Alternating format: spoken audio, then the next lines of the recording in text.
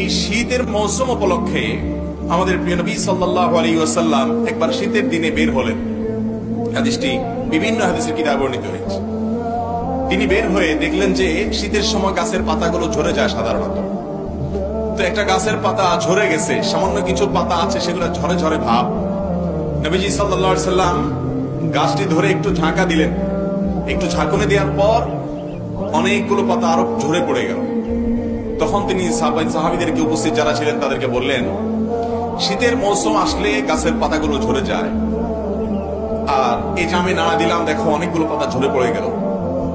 যদি উত্তম রূপে পবিত্রতা অর্জন করার পর একজন ইমানদার যদি সর্বোত্তম ভাবে, সুন্দর ভাবে, ধীরস্থিরতার সাথে, খুশুর সাথে, গুরুত্বের সাথে আল্লাহ রাব্বুল আলামিনের প্রতি পরিপূর্ণ শ্রদ্ধা এবং ভক্তির সাথে হক আদায় করে 5 ওয়াক্ত সালাত ঠিকঠাক মতো আদায় করে, তো আল্লাহ রাব্বুল আলামিন তার গুনাহগুলোকে, এই গাছের পাতা যেরকম ঝরে শেষ হয়ে যায়, তার গুনাহগুলোকে আল্লাহ তাআলা এরকম মাফ করে দেন।